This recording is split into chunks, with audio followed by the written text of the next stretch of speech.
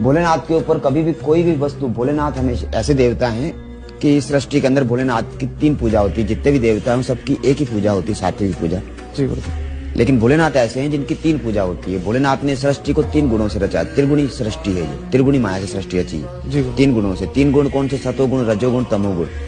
तो भोलेनाथ एक ऐसे देवता हैं जिनकी 3 पूजा होती है, सात्विक, राजसी और तामसिक। सात्विक पूजा में भोलेनाथ को दूध, दही, घी, शक्कर, फूल पत्ती, बिलपत्र, फल फ्रूट इत्यादि चढ़ते हैं जी।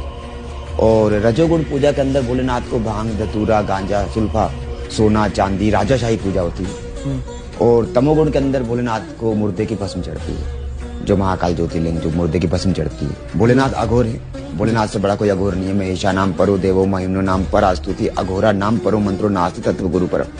तो भोलेनाथ से परे कोई दूसरा देवता नहीं। तो भोलेनाथ ऐसे देवता जिनकी 3 पूजा होती है, सात्विक, राजसी और तामसिक।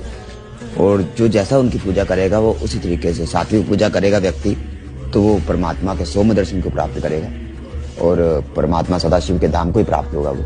और अगर वो रजोगुण पूजा करता है तो वो राजाशाही पूजा होती है, जिससे वो मनुष्य को धन धान्य से, जमीन से संबंधित कर्म उनके पूर्ण होते हैं। और तमोगुण पूजा के अंदर भोलेनाथ को मुर्दे की भस्म चढ़ती है। तो अगर उसके अंदर वो सम्मिलित होता है, जैसे कि भारत के अंदर कामरू की कामाक्षी, मदुराई की मीनाक्षी, रामेश्वरम की शयन आरती, काशी विश्वनाथ की मंगला आरती और महाकाल की भस्म आरती। जी गुरुदेव। नारी वर्जित है भस्म आरती, दर्शन नहीं करती, सिर्फ नर ही दर्शन करता है भस्म आरती के।